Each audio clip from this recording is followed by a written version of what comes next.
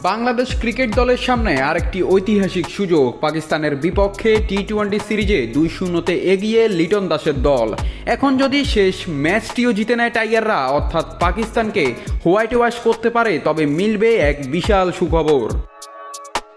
টি-20 র্যাঙ্কিংয়ে বর্তমানে বাংলাদেশ রয়েছে 10 নম্বরে। পাকিস্তানকে 3-0 ব্যবধানে হারাতে পারলে টাইগারদের রেটিং পয়েন্ট 220 থেকে বেড়ে হবে 223। ঠিক একই পয়েন্ট এখন আফগানিস্তানের, কিন্তু সূক্ষ্ম ভগ্নাংশে গিয়ে থেকেই বাংলাদেশ উঠে যাবে 9 নম্বরে। এর মানে আফগানিস্তান নেমে যাবে 10 নম্বরে, আর টাইগারদের জন্য সেটি হবে বড় অর্জন। বিশ্বকাপে চোখ রাখলে এবং উন্নতি কিন্তু আত্মবিশ্বাস বাড়ানোরই বড় মাধ্যম। অন্যদিকে পাকিস্তান 3-0 ব্যবধানে হারলে হারাবে 4 রেটিং পয়েন্ট, তবে থাকবে সেরা 8-এর মধ্যেই। আর যদি শেষ ম্যাচে পাকিস্তান জিতে নেয়, তবে কোনো দলই পাবে না সুখবর, সবকিছু থাকবে অপরিবর্তিত।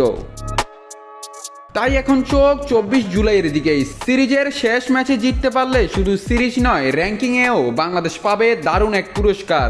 টাইগারদের হাতে এখন সেই সুযোগ পাকিস্তানকে হোয়াইট ওয়াশ করে ইতিহাস গড়ার। নাত রাহুল, নিউজ না স্পোর্টস।